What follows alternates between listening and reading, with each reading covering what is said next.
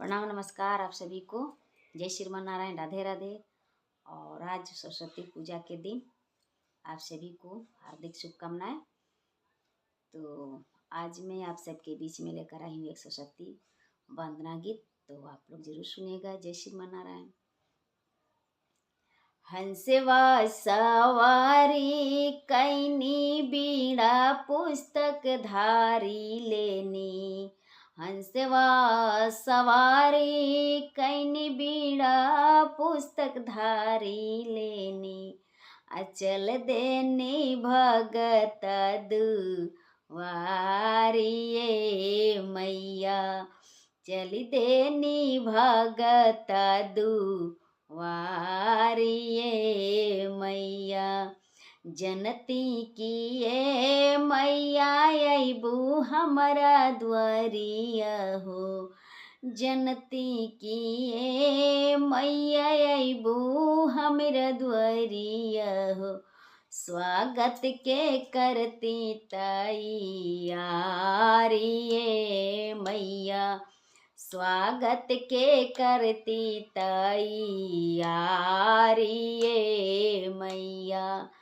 अपने त करती अपना पतियों से करती हो, अपने त करती अपना पतियों से करती हो, लगल रहती कुल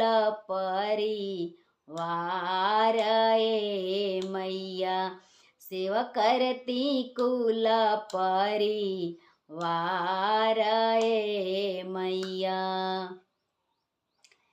आइल बानी हमारी दुआर ए मैया,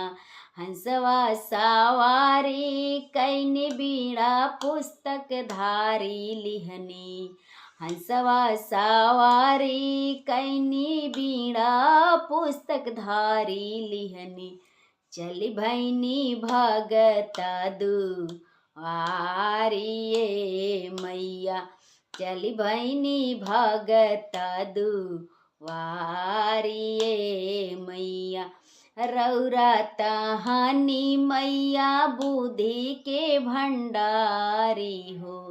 रौरा तहानी मैया बुद्धि के भंडारी हो, कृपा बारौराया पाड़े मैया, कृपा बारौरिया पारे मैया, बच्चा से लेके सयाना तक के राउर जरूरी, बच्चा से लेके हाँ बुढ़वा तक के राउर जरूरी, बदल देही बुद्धिया विचार ए मैया,